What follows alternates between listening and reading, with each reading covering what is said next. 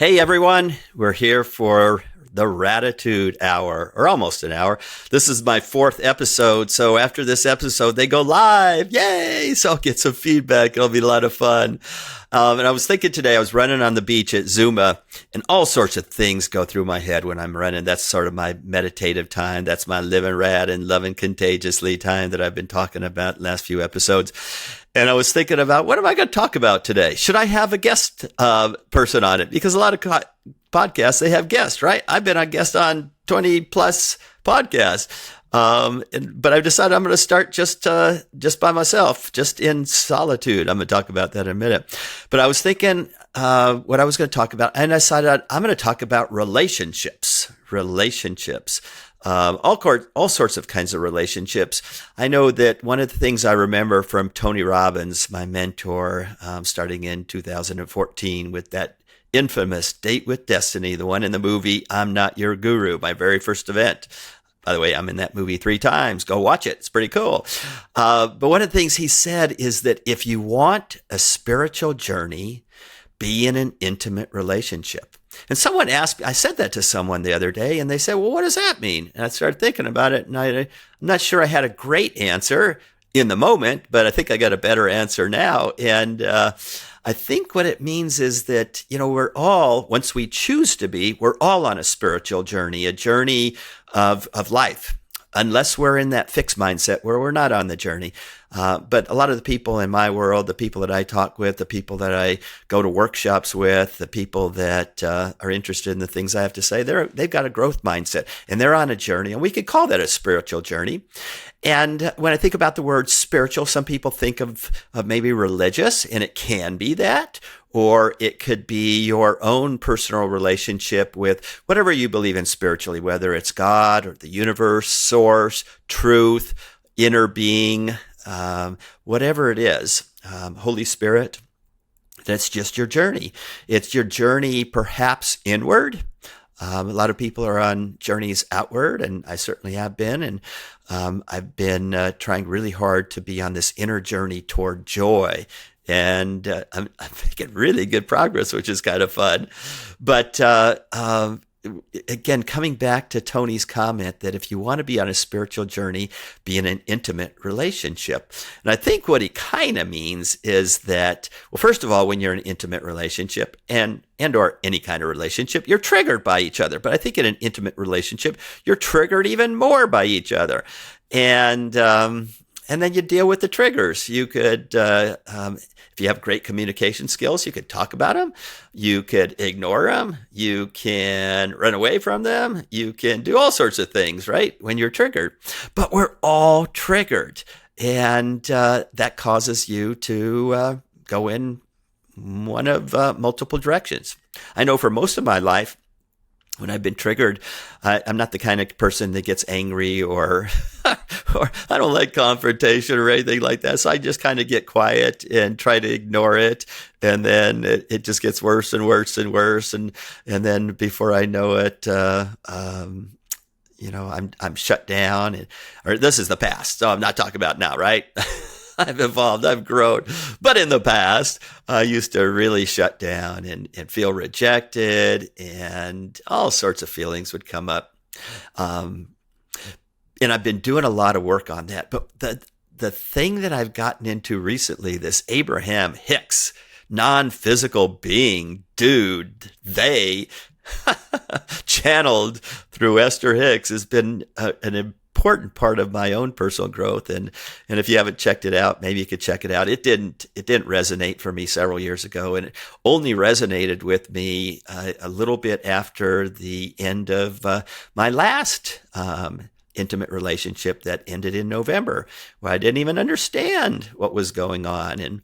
And life was really great on the outside, but inside it wasn't. And I started on this internal journey and came across a lot of different things and that really resonated. Sadhguru resonated for me first, and then the Truth Method with Claudette Anderson resonated with me, and then Jay Shetty's 8 Rules of Love really resonated with me. And then I started listening to Abraham Hicks, and it's like it was like mind blowing to me, even though it's so simple.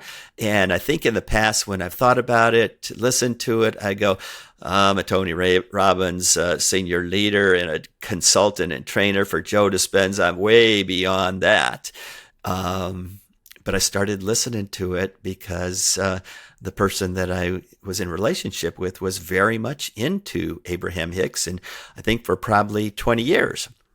And I didn't understand. And after the relationship ended, I decided I wanted to understand a little bit more. And so I started listening to YouTubes. They've got hundreds, if not thousands, of 15-minute YouTube videos that Abraham Hicks talks through Esther Hicks, and about nearly every single topic. In fact, you could just Google Abraham Hicks and topic, whatever that topic is: sleep, relationships, money, career, whatever. And a bunch of things pop up, and I started listening to them. And they are just interactions in what she calls the hot seat. So Tony has interventions, but Abraham has hot seats, and Esther stands on stage and she points to someone that's raising their hand, and you come up there and you sit in the hot seat, and you could ask any question of Abraham, and Abraham answers, and they answer in amazing ways. That's completely changed my thinking, my philosophy about a lot of things in life, but in particular about relationships. I've been listening to probably, 30, 40, 50 different relationship 15-minute YouTube segments, and really learning a lot and finding that it's really critical and important to my own growth, my own evolution, in whatever relationship is, whether it's an intimate relationship or relationship with my kids or my business associates or friends or just people I meet. And it's pretty cool. But the thing that I didn't know, or I guess I didn't know a lot, but because we don't know a lot until we run into things and then we know more. But in this past relationship that offered such amazing contrast for me. And contrast is a good word. Contrast is something that, at least in Abraham's world, is that I think it's pretty much things that you didn't really want. But you didn't know you didn't want them until you ran into them. And then there's a contrast there and you go, I don't really like that. I'm going to put that into my thinking, my ask, and modify, revise my ask. So in the future, I'm going to have a different ask. But anyway, coming back to relationships, one of the things that Abraham talks about, and I'm not sure I like some of this stuff, but it kind of makes sense. In fact, one of them that she often says in almost every one of her segments is that if we were in your shoes and we were going to marry someone, we wouldn't have those wedding vows of you promise to cherish them till death do you part, through sickness and in health, and blah, blah, blah, blah, blah, all those kinds of things. She says that the better thing to do, and again, I'm not saying I agree with this. This is just Abraham. It's those people like way out there. Not even people. It's those non-physical whatevers up there saying that when you enter relationships, just say to that, I kind of really like you right now. Let's see how it goes. Not much of commitment there, but that's what they recommend. And not that I'm going to do that, but it's an interesting thing to think about is I like you pretty much right now. Let's see how it goes. One of the things that they say, though, is that, when you're first with someone and you're dating and, you're on your best behaviors and they're on their best behaviors and you're falling in love and it's that romantic phase and you think, this is the one, this is the perfect human being for me. They complete me or whatever it is that you say. And then all of a sudden, something they say or do or think that triggers you and go, I don't like that. They're not supposed to do that. They're a perfect person. And there is no perfect person. And you can dwell on that and you could go, I don't really like that. I want that to be different. If you want to, you can talk to the person about it and they can have a choice whether to change or not change. But it always comes back down to you. And I'm just sharing random things here that I've learned in this relationship journey. So It's just what they have said is that if you're that kind of person where you're triggered by another person in a relationship, you're never going to have a great relationship ever. And that what you're really doing is you're practicing conditional love. I was thinking about that. We have unconditional love for our kids normally. We have unconditionally love for our pets normally. But we have very conditioned love for our partner, someone that we vowed to love till death do us part. And yet they do something and we go, I don't really like that. And I don't know if it's true or not, but you kind of sort of love them a little bit less. And you get a bunch of those, and then all of a sudden you build maybe some resentment, or you shut down, or whatever the case may be, or you speak up and it doesn't go so well. Maybe it does go so well. I don't know. But, we just continue to do that to each other, and we learn and practice, and we've had people model to us a conditional love. And the key is to actually not care about the trigger. If you could do that, if we're evolved and mature enough to be able to just focus on all the great aspects of whoever we're in relationship with, and ignore the ones that aren't so great. It's just an interesting concept to think about. So Abraham has this 5-step model that I'm going to go through because I want to come back to it. Because I think it's important to understand. And the first step is, this is law of attraction. So Abraham Hicks is sort of the model for The Secret. If you're more familiar with that, it's the law of attraction. And I actually really believe it, and have lots of experience in life that validates or proves or confirms that this is actually the way life works. So I'm kind of into it right now. But the first step is that you simply ask for what you want. But you don't keep asking over and over again, like I've been in the habit of doing. So I've created a vision and visualize and have affirmations and goals around all sorts of things in life. And I have for most of my life, and I've taught it most of my life. And that's, I think, assertion. So the law of assertion, which Abraham says isn't the way things work. It's actually attraction. And as I've thought about it, a lot of times when things happen, it's actually because I've attracted it rather than asserted it. But that's something that I don't really want to talk about now. It's just kind of what I'm believing right now. But the first step is just to ask. And that inside you, what they call is you have this inner being. So inner being could be your Holy Spirit, or the little God within you, or the universe, or source, or truth, or whatever you want to call it. But it's inside you, and they get it. They know what you actually really want in life, that ask.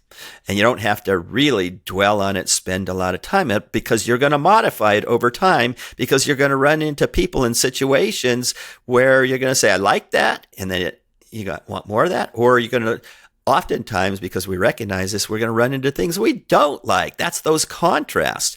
And then your ask is modified. So step 1 is just simply ask. And step 2, it's given. You get it. Your inner being, your little God within you, your Holy Spirit just provides, but only when you're a vibrational match.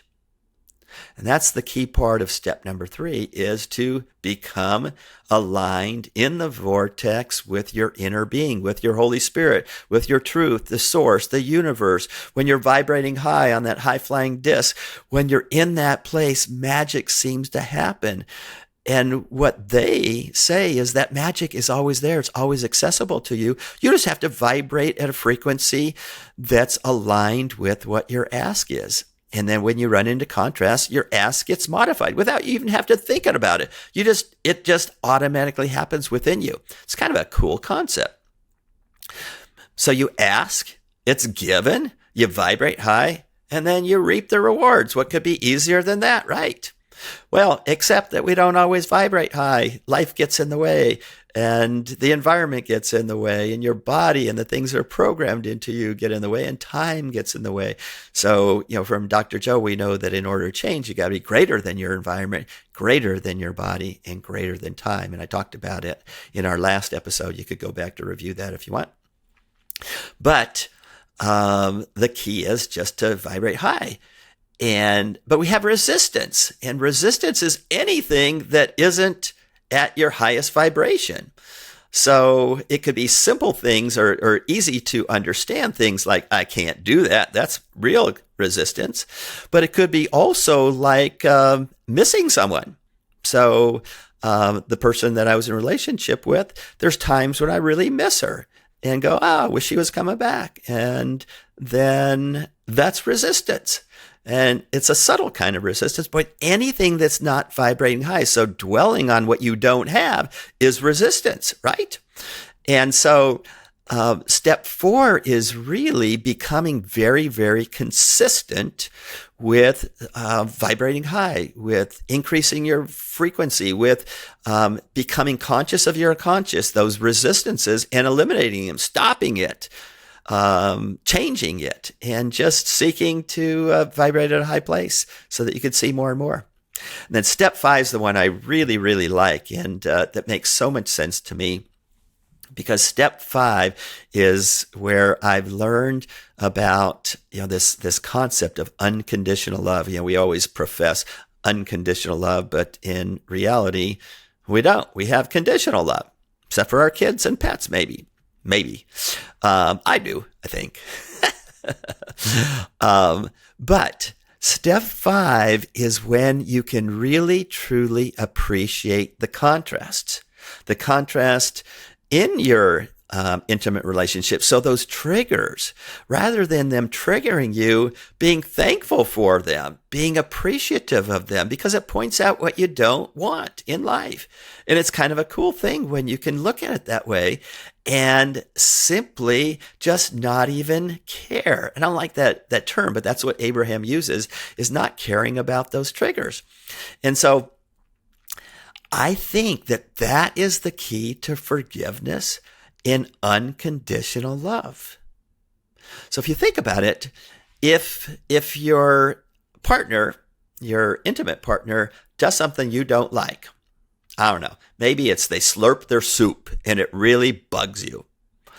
And it really bugs you. And so you might say something about it, or you might not say something about it, and it just kind of dwells on you, but it really grinds on you, like those, the grinding on the chalkboard, or people grinding their teeth or something like that. It just really grinds on you, and it brings your vibration down, and then you're less loving toward that person because it's conditional love. But what about if you just simply didn't care how they had their soup? And you still just love them, and you still were vibrating in a great place.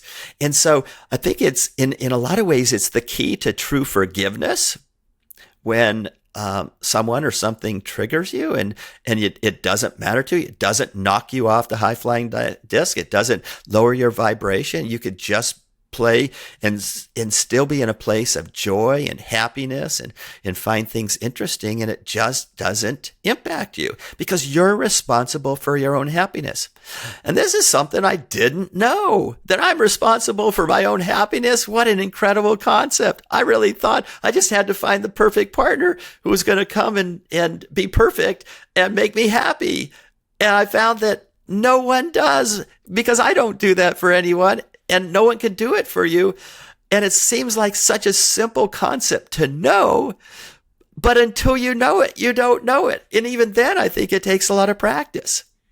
And so when I'm thinking about relationship, this is where I've evolved to. I have a relationship coach. I've had a relationship coach since, I think, 2015 or 16, when I was going through a challenging marriage. And I've kept my relationship coach. And I've learned so much from my relationship coach. It's amazing. The things that we don't know. If we get in relationships, we don't know a lot. We kind of learn by trial and error, and it's not enough. So we accelerate it. And then I signed up for Tony Robbins' Platinum Partner program because I wanted to go to his relationship week. It's just a week. I bought the Platinum Partnership because I wanted to go to that week. I was trying to save my marriage. And I heard that Tony's Relationship Week is the best course he does. And I was willing to do whatever it took to save that relationship, to save that marriage. And I learned so much. And I've learned from so many other people. And I just keep learning. And I guess that's one of the learnings, is that learning never stops. There always seems to be more things to learn. And so I think that one of the things I've learned over time is that the more I know I don't know, right? And so, but this concept that you're responsible for your own happiness, and there are no deal breakers with who you choose as your intimate partner, and you just focus on the good and not the bad or the things that trigger you. And so what Abraham says is that there are probably hundreds, if not thousands, of people that are perfectly acceptable intimate partner for you. And what they say is that the threshold is 80% of what they do and say and are is good. But that there's 13% that triggers you, so that, everyone that you run into, if they're like, oh, they're so amazing, they're the perfect one, it's really only 87%. They got 13% they're hiding from you, or you're hiding from the other person, like I'm sure I've done. And during that first phase, you focus on the 87% until one of those 13%ers shows up. If you're unskilled or unexperienced or unknowledgeable like I was for most of my life, then you start thinking about that 13% thing. And before you know it, it pops up again. There's a different one, or maybe the same one. And all of a sudden you start seeing more and more and more. Before you know it, you got all 13% out there. That's probably not true, but you think it. No, you don't think it because you don't know about the 13%. You start forgetting about the 87%. And so you exit a relationship. I've done this multiple times now, or I've stayed in it because I didn't know. But one of the keys to a great relationship is to focus only on that 87%. In fact, if you don't, you're destined to go from relationship to relationship after 3-4 months if you're single and looking. And that's just an interesting thing. Like, why do we do that? Because we don't know. We're looking for that perfect person that doesn't exist. And so this is a huge learning for me. In order to have a successful long-term relationship, you have to be able to train your brain to just simply focus on that 87%. And not let that 13% become a deal breaker for you, or not let it become a resentment thing, or not let it become a point of argument, but that you love the person even with their 13% of the stuff that triggers you, and you just let that go, and you just focus on your own personal happiness because you're the only person that can do that. Everything else is kind of bonus. So that's a pretty cool thing, isn't it? I want to move on, though, to that's a major piece of it, but I want to move on to what Jay Shetty wrote in his book, The 8 Rules of Love. It came out, I think, January 31st of this year, and I bought it because I buy all sorts of books, and I like to read them. And as I'm reading them, each one of these things, well, the first 6, the 7 and 8 are about breaking up, but the first 6 are about being in a relationship. They again seem so obvious, but I think I violated all 6 of them. And starting with the first one, his first rule is let yourself be alone. And I didn't understand that concept. I thought when I'm in a relationship and the other person wants to be alone, even though they said, I just need some alone time so I could recharge myself to come back fully present and available to you. I didn't hear that part. I just heard, I want to be alone. That feels like rejection. But the way Jay described it made so much sense to me. And I realized that I do this and need this too. But he made a distinction between a requirement or request to be alone versus to be in solitude. Because that word alone implies alone. And, I guess you could think of it positively. I was thinking about it negatively, going like, I don't want to be alone. But he said, just shift that word to solitude, to be in solitude. When I go out for a run, and I run nearly every day, I ran on Zuma Beach this morning. I don't really want to be running with anyone. I want to be running on my own, where I've got my thoughts. I've got my it's not even a daydream because I'm not in control, but it is a daydream in that I'm in that a dreaming state, in the alpha brainwave state, where all sorts of cool things are floating through my head, and I'm just refreshing, recharging. I'm out by the ocean. The waves are crashing, and here in the Pacific Ocean, even though the water's cool and the sand is brown, the water's cold, the sand isn't flat like Florida, it's sloped, but the sound of the ocean really helps me with my solitude, really helps me with my hugging a tree. When you get near it, I feel it really helps with refreshing and recharging my batteries, and helps me show up better when I'm with people. It's an interesting concept of solitude, and that we all need it. And I thought if someone asked for alone time, they didn't want to be with me, and I felt rejected and go, oh no, they don't love me. I have to run away. Got so much to learn, just so much to learn. Anyway, I learned that one. Second one is, his rule is, don't ignore your karma. Can't remember what it was, but it was pretty cool. Third is, define love before you think it, feel it, or say it. Fourth one is, your partner is your guru. Your fifth one is, your purpose comes first.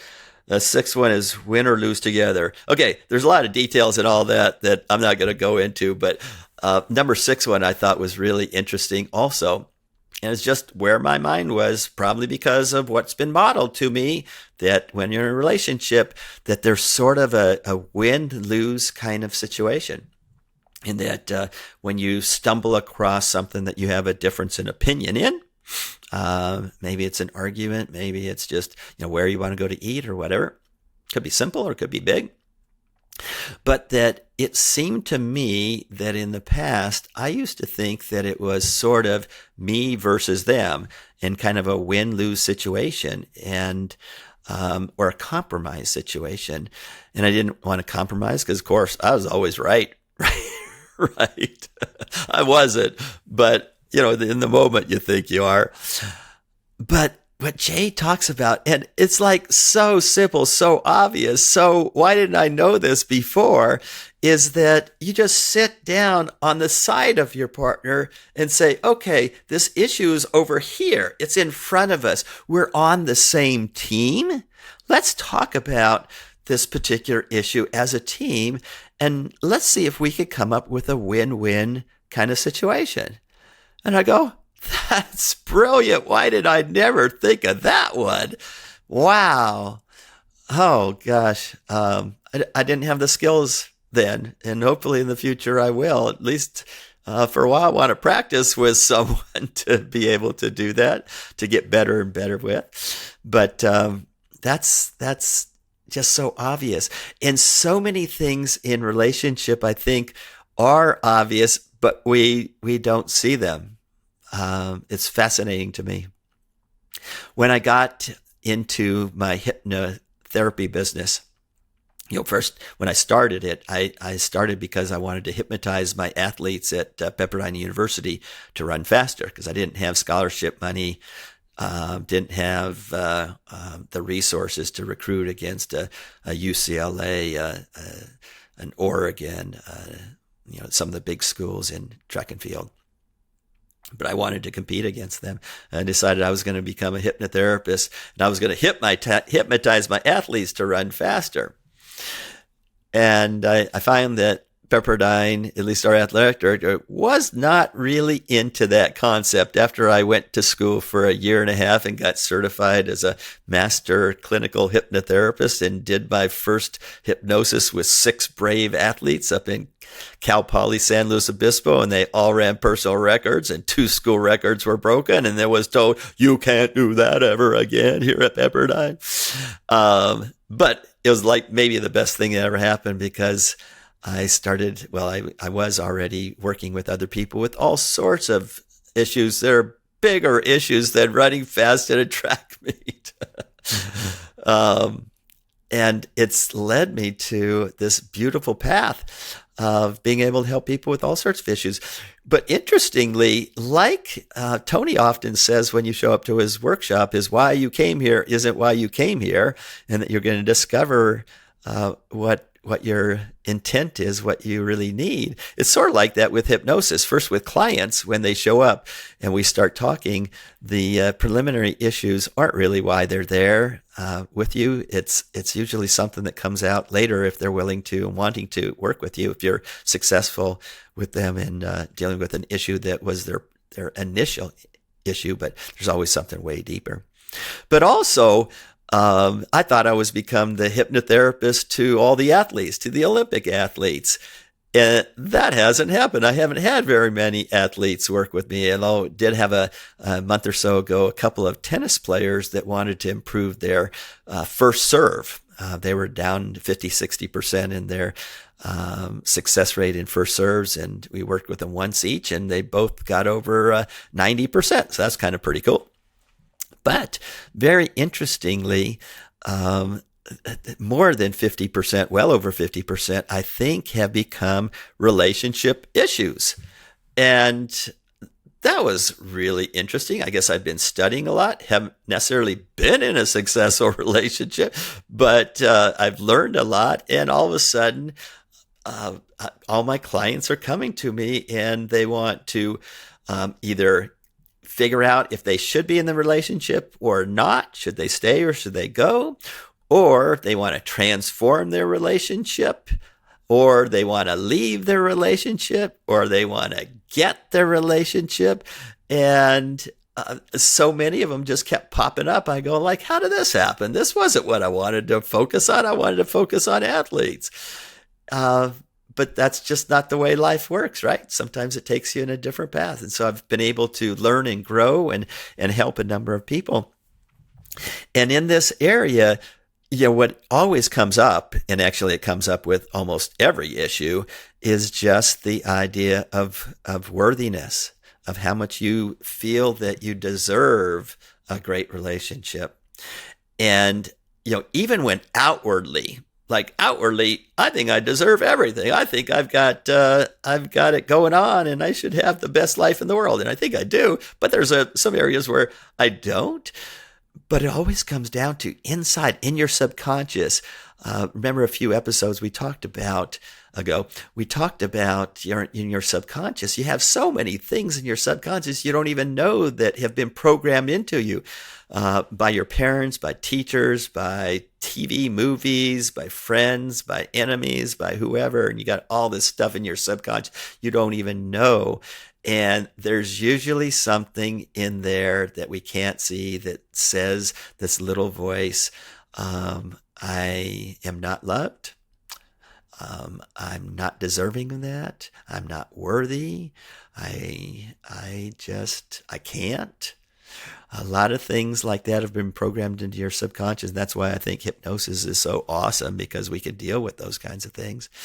But it plays out in relationships for most people. And then we could go learn some skills and we could get better and better at it. But you have to just keep working at growing. And maybe that's one of the reasons we're here on earth in this physical body before we transition, is to learn how to be in relationship, in all sorts of kind of relationships. And certainly that intimate relationship, that spiritual one that we talked about, is an important part of who you are and who you'll become. And It's just an amazing journey. As long as you embrace it, look forward to it, learn about it, appreciate the contrasts that come up, and evolve to that place where you can actually understand and pursue unconditional love. And it's not because of the person being perfect. It's because of you figuring out how to unconditionally love. And it starts with yourself, right? So this is a short segment, but I'm going to end right now and wish you a beautiful spiritual journey, however it unfolds for you. I love you and take care. Bye.